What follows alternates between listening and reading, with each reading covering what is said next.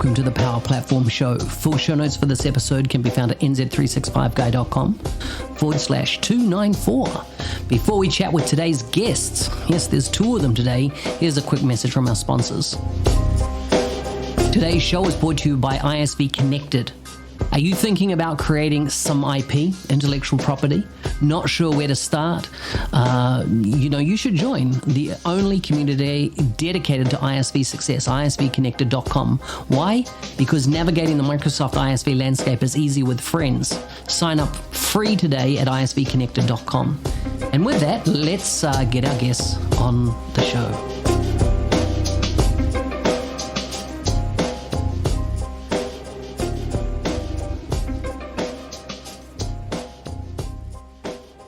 Today's guests are both located in the USA. One's from Atlanta and the other from California. The CEO of Click Dimension and the founder and CEO of Inside View.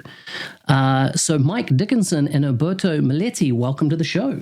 Hey, Mark. Great to be here. Thank you. This is unusual for me to record a podcast with two folks at the same time. So it'll be interesting to see, because we can't eyeball each other when we're going to talk, but let's see how it goes. But before we start, Umberto, why don't you tell us a bit about you, where you're from, your family, and how you got into business? Sure. I grew up in a place called Monza in Italy. It's well known for those who follow race car driving because it's where the Formula One Grand Prix takes place every year. So that made me passionate about cars and racing. But from a business perspective, I decided that I wanted to be an engineer, that the US was the place where I wanted to go to university. So I landed on these shores to go to college, and I've been here since. Wow. So I tell you, do you go back to Italy much? Well, I haven't been there for the last 12 months, as you can probably imagine. But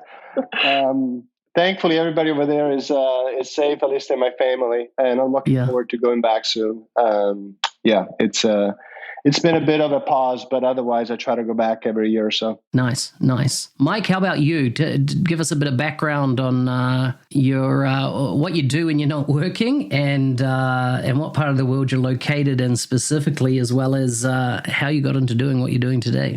Yeah, well, I wish I had a really cool Formula One story like Umberto, but I grew up in Washington, D.C. from a family that we're all journalists. And the joke in our family was, I was like, hey, the rest of you guys, you just report on what people do. I want to actually go do something. So I went out to the part of the world where Umberto lives now and went to school at Stanford because people were doing really cool things with semiconductors and software. And that's what got me into the game. And then ended up back in Atlanta. I sold my first company, and it involved me, coming to Atlanta. And I thought, I'll be here 2 years, and that was 30 years ago. So wow. There you have it. Incredible. Well, with today's show, I really want to focus on data and why data is kind of becoming the gold of any business these days, and particularly understanding it, making sure it's of high quality, in other words, clean and on point. And that's why, we've got you both on the show, because both your organizations to some degree deal with data, to some degree, to a massive degree. And so first up, Umberto, tell me about when you think about data and the impact on business today, what are your thoughts? Well, I started Inside View 15 years ago just to really focus on that. What I saw at the time is that, understanding your customers was really the foundation of any successful salesperson, any successful marketing person. And that was ultimately a data problem. How much do you know about them, their business, their background, common relationships? And at the same time, data gathering can be extremely time consuming. And so it was really about how do you make it easy for companies and for employees to have at their fingertips the information that they need to be successful in dealing with customers and prospects. And it was not just about data; it's about synthesizing, analyzing it, making it usable, making it relevant. And, each one of our users has a different world. They have different target accounts. They sell a different product, a different service. They work in a different company. So it really has to be highly personalized. And also it has to be easy to use. So for us, that's really meant putting it inside the workflow. So anytime a salesperson, a marketing person is working within their marketing automation system, their Salesforce automation system, putting the information there and making it relevant to the specific activity that they're doing, whether it's trying to have an outbound conversation or preparing for a call with an existing customer or designing a campaign. It's really about making it relevant to the place, the time, and the individual. Interesting. So what brought the two of you together to form a partnership around data? Mike, maybe you can take that one. Yeah, sure, I can. And I think it's a good sort of lead into something that I think I'd like to add to the conversation, which is when we talk about data, I think we always, it's helpful to at least have an adjective involved. And here's what I mean, that the word means so much. And let me attach to something Umberto said, which was, he didn't talk about data. He said, it's really important to understand your customer. And why I think that's important is there are three areas of data that are particularly relevant in driving revenue and are super relevant in today's world. And this is why Click Dimensions partners with Inside View, because one of the three of those areas is so critical. So the first is understanding your customers and people who look like your customers. So profile, accounts, contacts, and the people in those accounts and what makes them unique. So you can understand them better, as Umberto said, and that so you can personalize your interaction with them, whether it's a digital interaction or an actual conversation. The second thing, the second type of data that's important is understanding where that customer or that contact is in their relationship with you. And that's just a fancy way of being able to say, you are here on the customer journey map. And being able to, that's knowing what behavior they've done, where they've clicked, where they've been, so that you have context. So if you have the profile data, then you have their behavior data. And then the third area that's important, and I'm going to tie this all together at the end, Mark, with something that I know really matters to you. The third area is the performance. And this is really not about an individual contact or company, but it's how is my business doing? What has happened in my business? Descriptive. Why has this happened? Diagnostic. What's going to happen? Predictive. And then prescriptive. What do I need to do to make it better? And the thing that I think is really powerful about Click Dimensions and Inside View is that being able to have built a business natively on top of the Dataverse, on top of a common data model, makes it possible to do some of those things that I talked about in terms of behavior along the customer journey and those performance analytics. The piece we didn't have for our customers was the piece that Inside View provides. And so we feel like we've got now, pretty solid representation in each of those three areas that's critical to generate revenue. Yeah. So 4 to 5 years ago, I was doing a lot of presentations, particularly across Australia, talking about the 4 mega trends that were going to affect business. And data was one of those primary trends that particularly the acquisition of data now companies are doing at a phenomenal rate. And it's across their MarTech technology landscape, whatever they have in place. They've got these siloed data sets existing. And if you like, they've built the habit, the infrastructure, et cetera, around data acquisition. But what are you hearing from customers, Umberto, now? What are they coming to you and saying, these are the problems that we need solved, and can you help us? One of the things that's becoming more and more top of mind for our customers is to think about their customer database in a holistic fashion and look for solutions to help them maintain their customer database in real time. And what I mean by that is all of our customers have a customer database that's been collected over time. It's a bunch of company names and email addresses and phone numbers and names of people, but it's usually highly incomplete. So they might have a company name, but not really know what industry it's in or how many employees it has or where it's located. They might have a name of an individual, but maybe an obsolete title and maybe not a phone number or an email address to get in touch with them. And so they're coming to us for technology, which we can help them with to maintain that customer database in real time inside their CRM system. And that's why, the partnership with ClickDimension is powerful, because it's really about being able to act on current, up-to-date data sets of information that reflect your actual customer base and all the latest changes, because companies change all the time. They grow, they shrink, they go out of business, they merge. People move, 25% of decision makers move every year from one company to another. So it's really about that our customers these days are very excited about, is the ability to maintain this data set and then do analytics on top of it, which has helped me understand where my white space opportunity, help me understand where I'm strong, help me understand, give me ideas of companies I should be reaching out to, because they're very similar to other places where I've had success, but they're not currently in my system at all.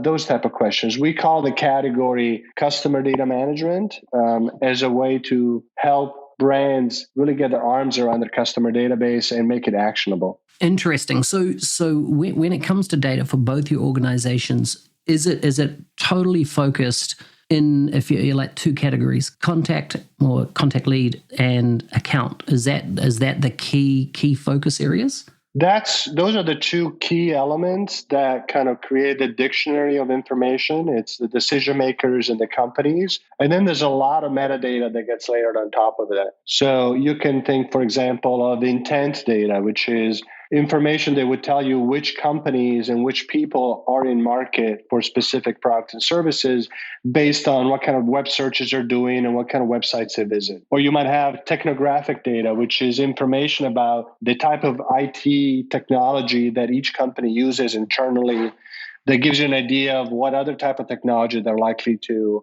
buy in the future. Or we call them sales triggers, or real-time events that tell you which companies are doing acquisitions, which other companies are launching new products, which other companies are announcing partnerships. So all those metadata or those vertical data sets or specialized data sets, they attach themselves to the two core elements of companies and people. So, Mike, in the last 3 to 4 years, what are you seeing has changed? Is particularly from a customer perspective and their use of data. What are you seeing? Yeah, I think there's a wide spectrum of companies, and whether you plot them on a maturity model or what have you, the potential to be able to use the kind of data that Umberto just talked about, a deeper understanding of your customer and of where people are in intent and so on, the potential to be able to use that to get the right message to the right people in an organization at the right time, that potential exists. I will tell you, based on our 3,400 customers, most folks don't know how to use that. It is overwhelming. And so, when I look at this particular pandemic moment, I see, a couple of challenges. Yes, I could, say, look, here's what you need to do to get the freshest, most accurate customer account and contact data.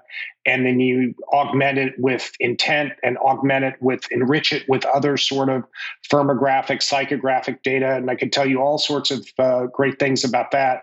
But right now, in this exact moment, in a B2B context, and that's where we live, in the B2B context, probably the biggest single problem is just can be boiled down to, oh my gosh, I used to get 70 to 75% of my new revenues from sales activities, the other 25 to 30 from marketing.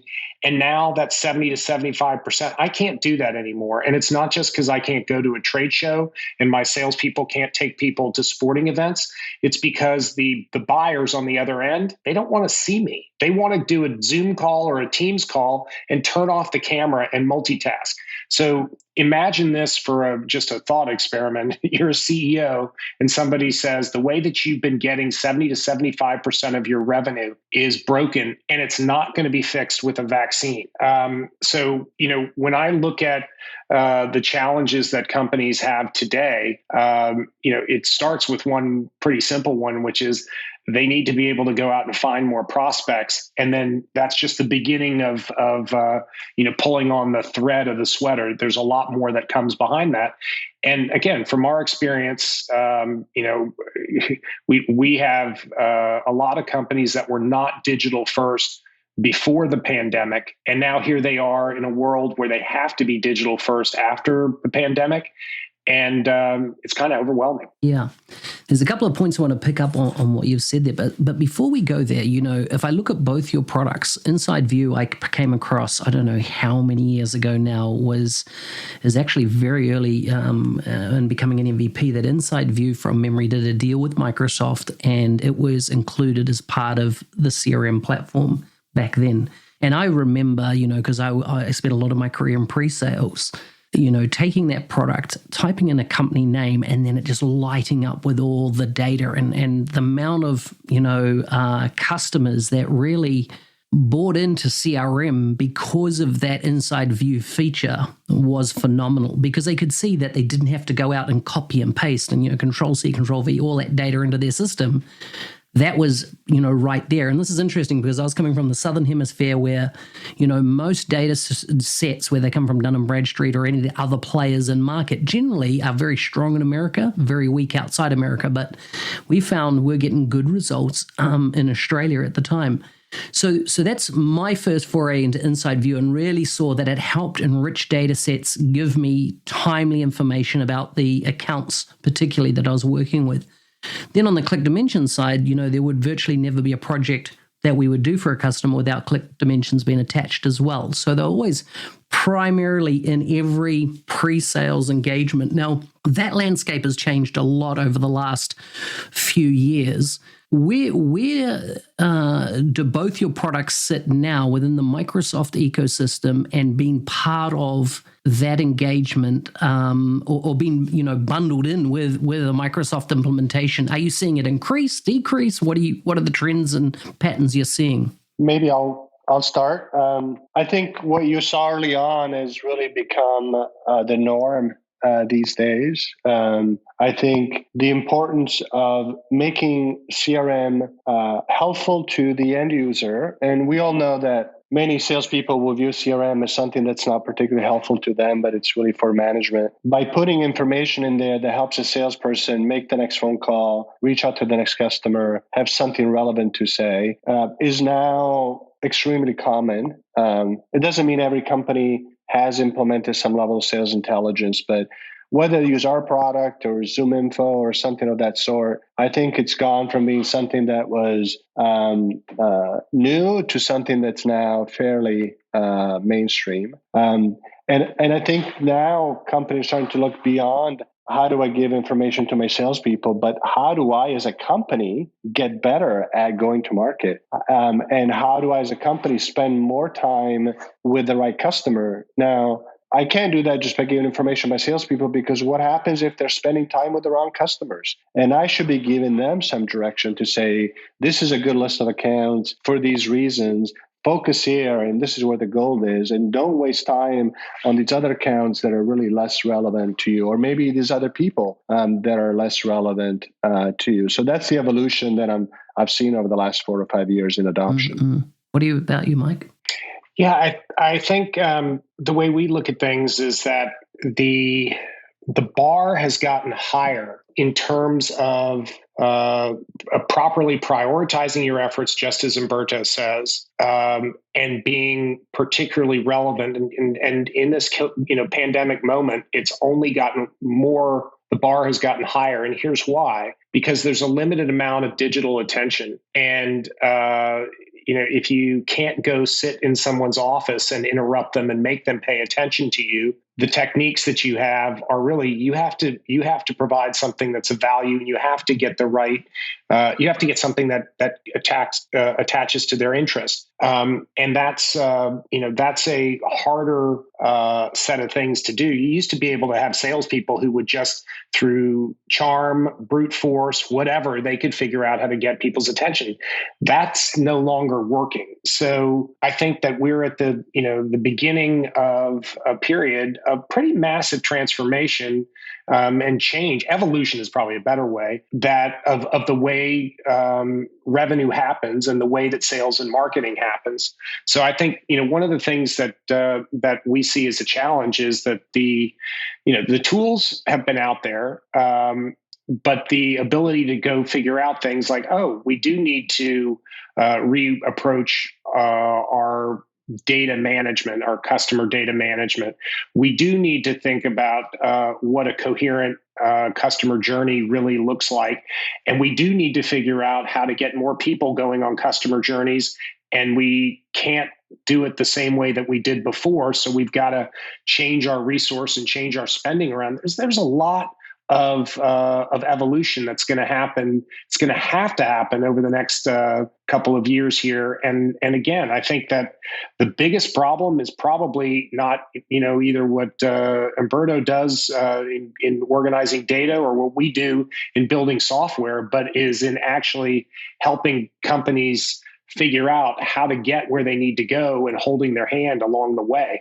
I think this is, maybe a little bit provocative for a software company, but I think this is a time for services for sure as people try and figure out how to manage through this.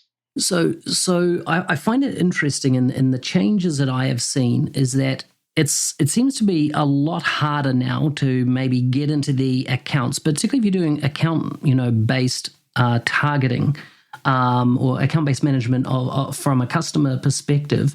How do you, with your combined technologies, how do you address this issue of getting to the right person to have that right conversation? And let me just preface this, sometimes I wonder, is the phone dead?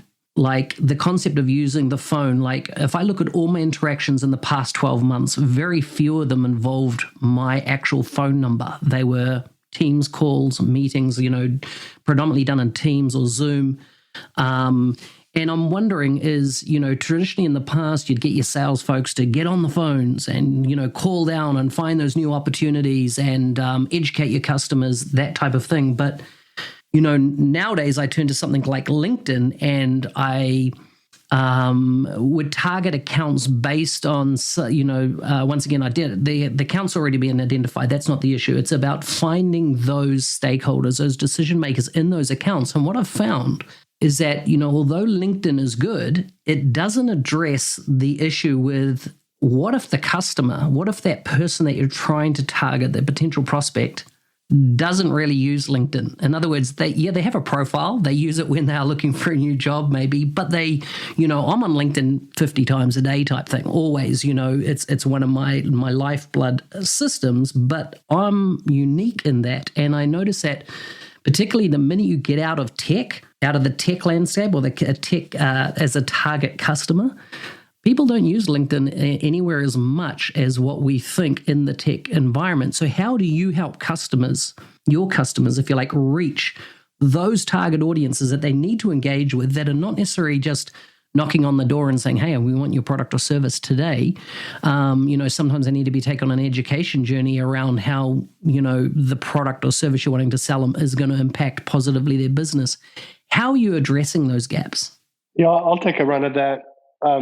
I've seen the market look for the gold answer on this channel is the answer. I remember the early days back. I'm going to date myself. I think it was late 90s. I was talking to an executive of email marketing company, and he was telling me how the first campaign for Cisco had a 50% click-through rate. 50, right? Because back then we got like 6 emails a day, and we would look at each one of them. And it was exciting if they had a link on it and we would just click on it, right? And so, I'm on LinkedIn, but I can tell you having a salesperson reach out to me on LinkedIn with some generic message is even more annoying than having received that via email, because I feel like LinkedIn is supposed to be a little bit of a private space where I'm there to network. And for them to interrupt that without my permission with something completely irrelevant is even worse than them doing that on email. So I think the answer that I've been giving to our customers since day one and remains the same regardless of channel is you have to have something relevant to say. And first of all, you have to be relevant to that person and that company, which means you have to do some work ahead of time to make sure you're targeting people and companies where you can be relevant. And then secondly, you have to tailor your message with something that shows that prospect that you actually spend the time to do some tailoring. And now it can be mass tailoring. It can be done from a marketing perspective, which is we have segmented the market. Here's a market segment that's very, very specific. There's certain things about them that are common. And so we're going to tailor them for that perspective. Or it can be done to an individual salesperson who has done enough research and account to have something relevant to say. I think it's unfair to any decision maker for somebody to reach out to them and expect their time to respond to you if you have put no time into preparing yourself for that conversation. So then the question is, how do you make this bar of reach out with relevance so easy to do and so productive that no salesperson, no marketing person has an excuse not to do it anymore? And it goes back to what we talked about at the beginning, which is feed them something relevant that they can say for every single outreach, maybe something that happened recently to that company, someone you know in common, and use that to tailor your message regardless of what your channel is for outreach. Yeah, interesting. Mike? Yeah, I 100% agree with Umberto, especially around the not only the need for relevance, because there's a global attention deficit. I mean, there's more stuff coming at us. We all know this in our lives. I mean, I'm sort of smiling at the thought of a world where someone only got 6 emails. Is that 6 emails a minute? But being relevant is important, absolutely. And I just a message to everybody out there: please don't waste other people's time. I mean, to your point, Umberto, for God's sakes, it's rude as heck to go interrupt somebody with something that's not relevant to them. But here's the point I was going to make, Mark. That is, if you were to divide selling activity into 2 parts, the first part I'll call prospecting, meaning trying to work with a potential buyer, a contact of some kind, to help them see that there is a reason for them to invest their time with you and ultimately to start a commercial conversation, which would be the pursuit. So if you have prospecting is the first part, pursuit is the second part. I would argue that as just a profession, more resources have to go to that prospecting, to the front part, because it does take longer to help cultivate attention and interest. And, I think companies are going to have to figure out how to take money from the bottom of the funnel, which is where historically it's been for those super heroic sales closers, and figure out how to get it to the top of the funnel, which includes, a variety of things, not the least of which are people who are just trying to develop that relevance and cultivate a relationship. So I think you're going to see a lot of sort of shifting from the bottom to the top of the funnel in terms of personnel. Mm. The thing is, with any type of bulk communication, I think there's been a shift in the market where there's now a segment of one. If you look at the CDP Institute, they're talking more and more around almost hyper-personalization, which you've both mentioned here, the need to really do the research up front, make sure the communication is actually on point, that you know who you're talking to. How is your technologies helping for this this segment of one, and making sure that that the tailoring of the message is on point, that it's not just generic, like how's the weather, and kind of, in other words, how do you make it so that communication, whatever channel it goes down, whether it's email, text message, IM, any of those different type of channels, social, etc., how are you making sure that there's the ability to create scale, but hyper-personalization with scale? Let me jump in on that one, because this is a very important point of sort of our philosophy about things. And we do, relevance is personal by definition. I think one of the things that I would encourage folks out there to think about is that think about interactions in 2 forms, automated and digitally assisted. And here's something for folks to think about. There's this sort of idea that salespeople should only focus on those leads who've demonstrated intent to buy. And my gosh, you're an expensive resource. Don't waste your time on somebody who isn't ready to buy. And that may be right for that particular salesperson's comp plan.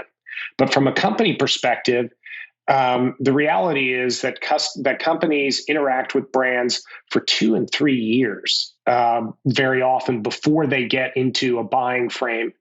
And I think that what the most successful strategies is being able to segregate known suspects, is what we call them, people who are the right persona, the right ideal customer profile. And those relationships you need to keep nurturing. And it may be 2 and it may be 3 years. And one of the great things about Inside View is being able to have that accurate data to be able to use those on deeper nurture and then shift to when somebody is in more consideration, even before they get to buying mode. And that's when you want to have a human in to help play concierge and curate the sort of data.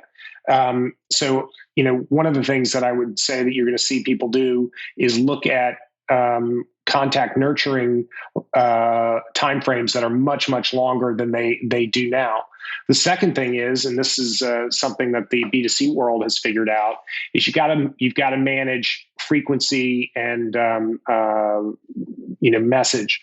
And if you're pounding somebody with a marketing automation system like Click Dimensions, and then you're also pounding them with a sales development rep, you irritate and insult people. So figuring out how to manage that frequency across multiple channels is where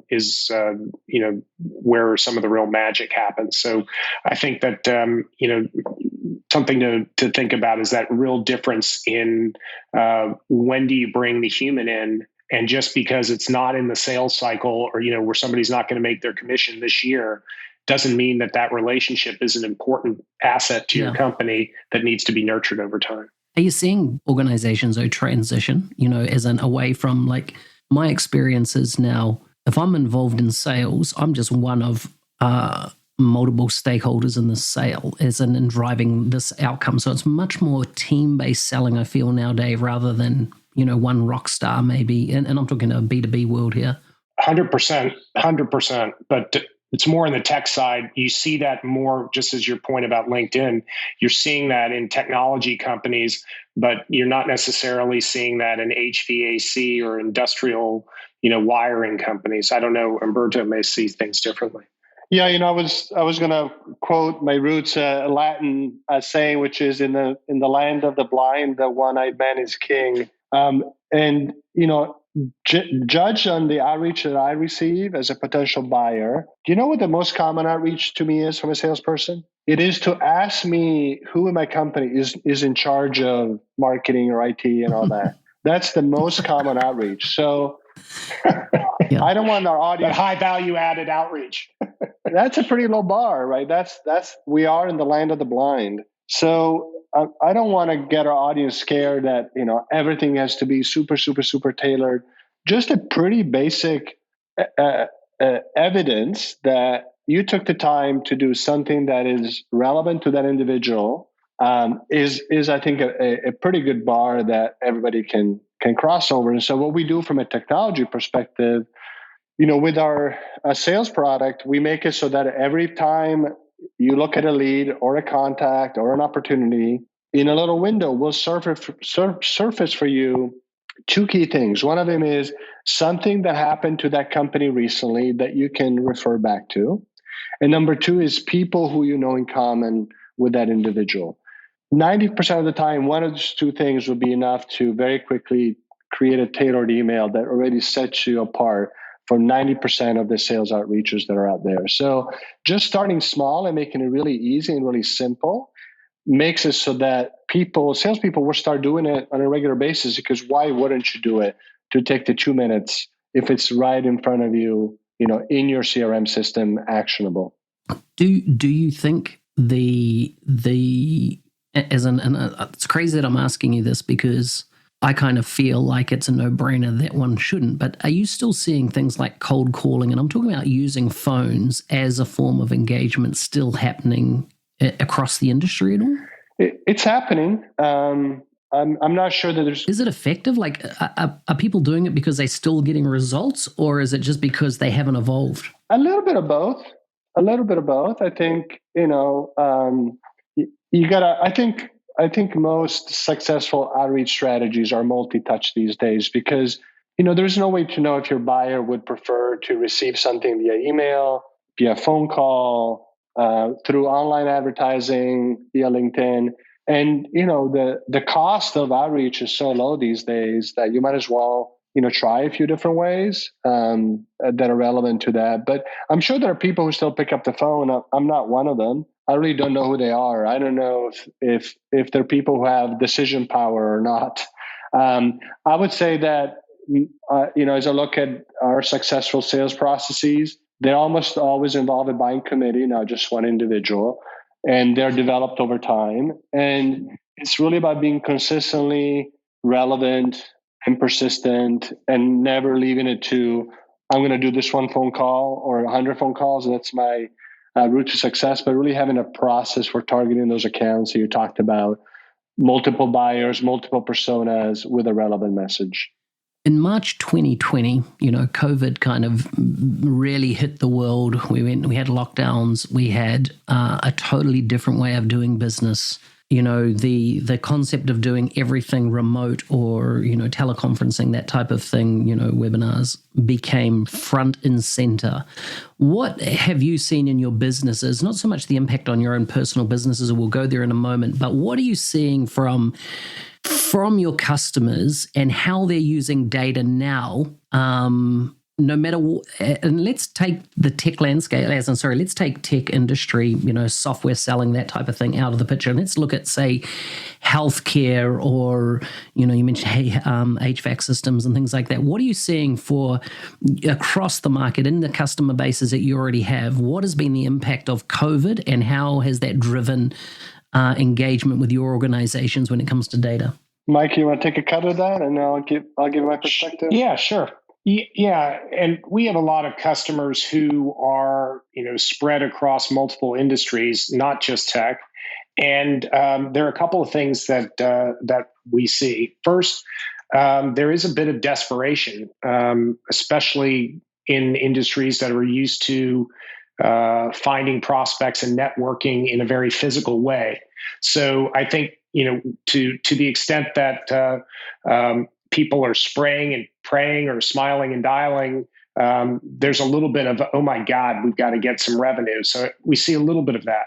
What I see being successful, though, goes back to many of the things that we talked about, which was multi-touch to try and demonstrate that you're worth my time, that you've got something that has got my attention, that is relevant to me, that solves a problem.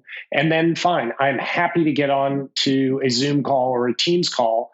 Oh, and by the way, everybody better be a video star, because you can quickly present information. And if it's not compelling, they turn off the camera and they multitask.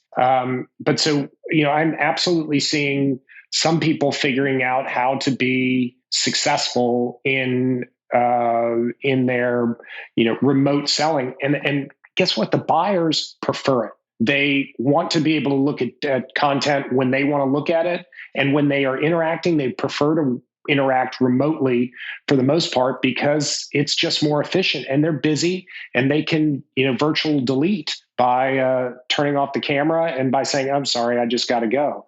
So it's the game's changed, and it's not going back.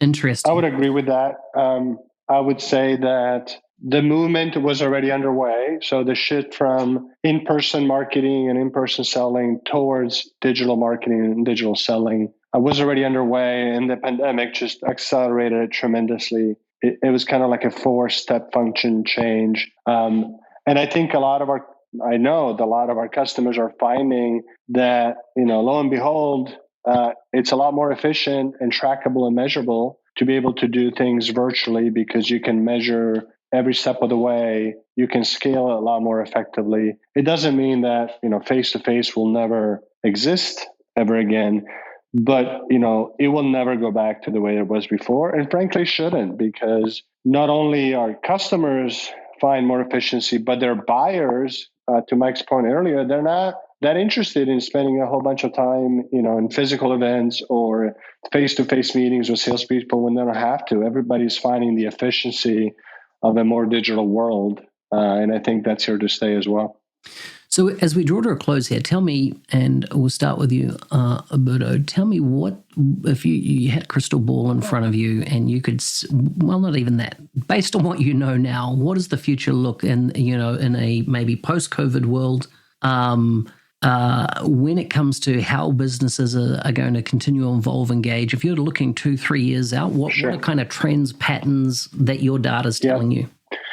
And here I'm talking specifically about B2B and sales and marketing as a focus. What we'll see happen is more and more that companies are going to spend their time and energy understanding who their ideal customers are, mapping out what that market looks like, and try to spend as much of their time and energy talking and pursuing that market, and as opposed to just randomly spraying and praying that something happens, which will mean in turn increased investment in systems of record and CRM systems that enable that, an increased focus on enhancing your customer database and your market understanding, so you have a really good read on who those companies and customers are, focusing on kind of account-based go-to-market activities, because as I said earlier, everybody's realizing that these days decisions get made by multiple people within an account, not one person.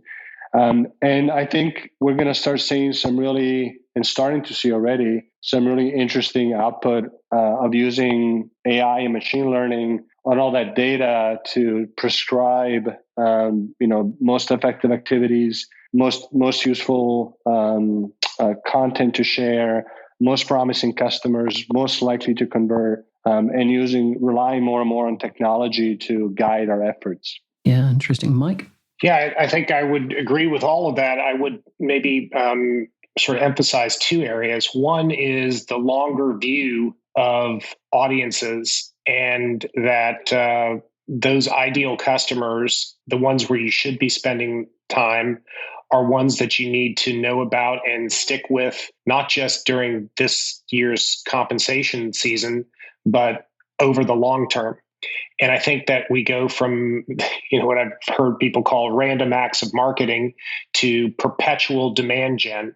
And I think segmenting those audiences, over timeframes and duration is going to be important.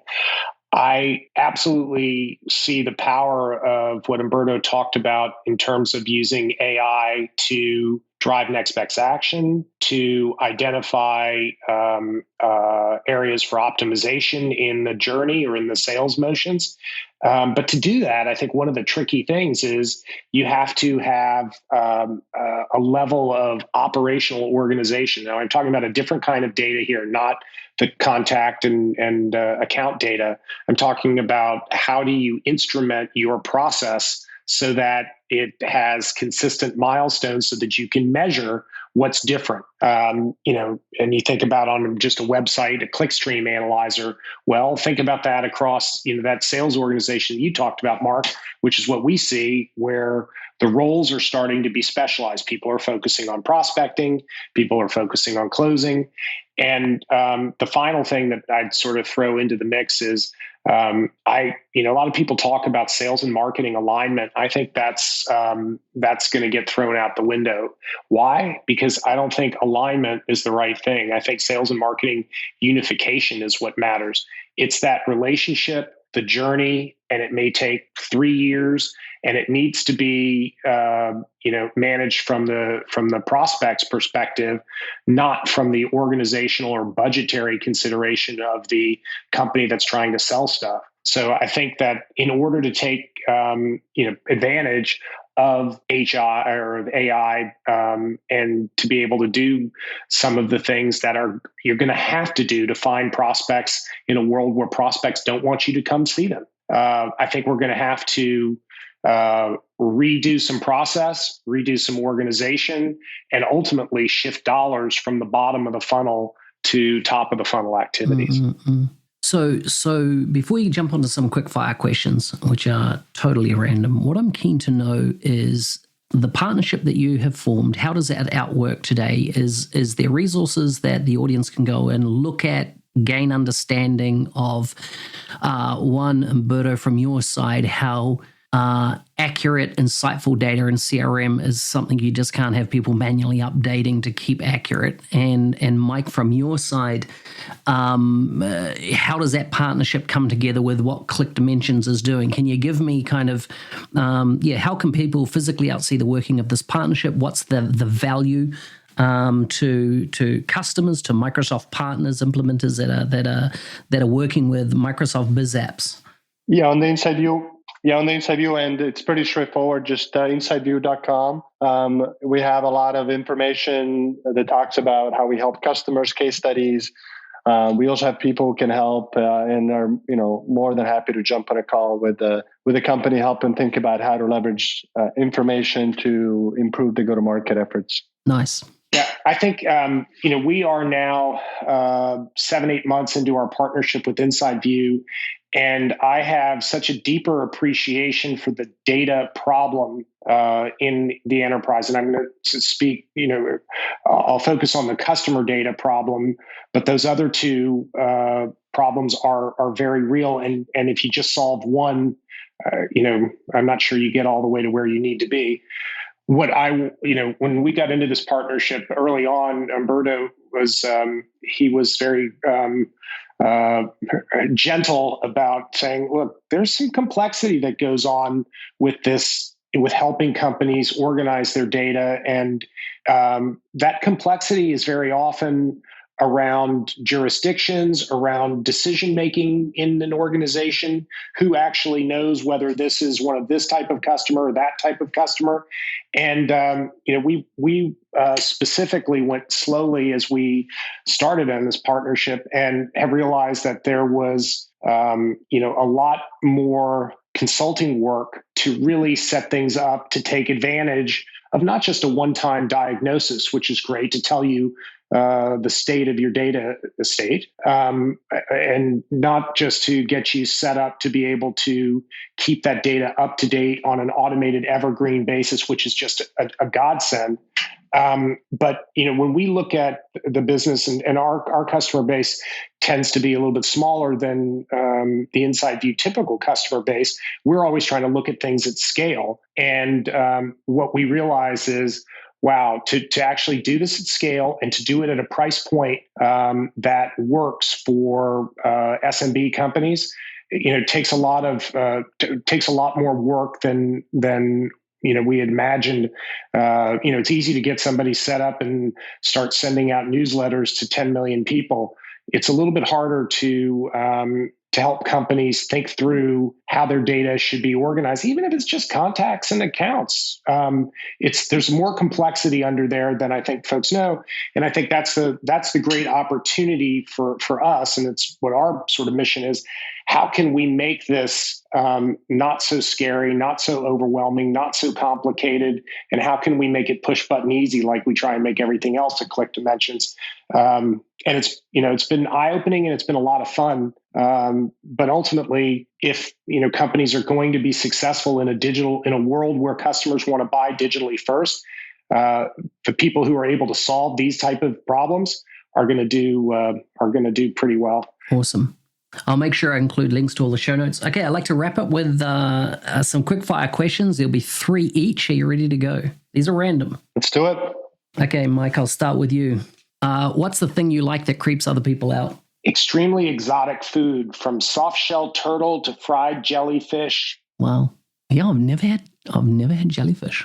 Definitely, no, I've never had turtle either, of course. Umberto, what is something you think everyone should do at least once in their lives? Everybody should do at least once in their life. Travel outside of the country. Yeah. It's funny, when I first went to America, I couldn't believe how many people hadn't traveled or didn't even have a visa. It blew my mind.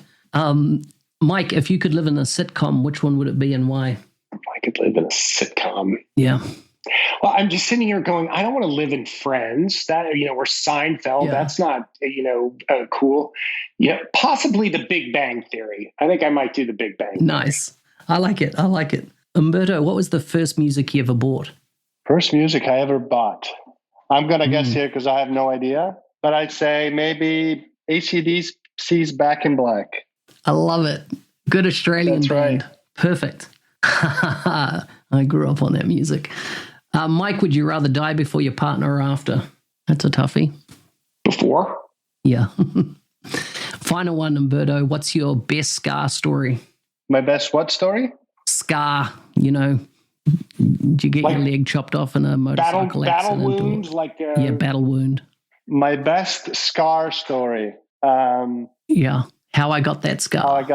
I have a lot of scars, actually, it turns out. Wow. I think at last count, I had more than 35 stitches on my body. Wow. The best one is chasing my sister and flying through a glass door and ending up with cuts all the way from my wrist to my face. Wow. Well, gentlemen, it's been a pleasure to have you on the show. We'll make sure, as I say, we get all these links, etc., in the show notes. Thanks for coming. Great to be with you, Mark. And Umberto, as always, great to be with you. That was fun, guys. Thank you.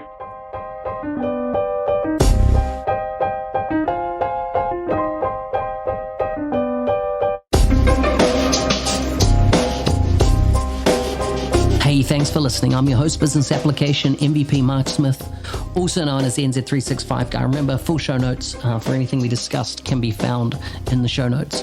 If there's anything that you would like to discuss about today's podcast, please reach out to me. If you have a guest that you'd like to see come on the show, please let me know. And with that, stay safe out there and see you next time.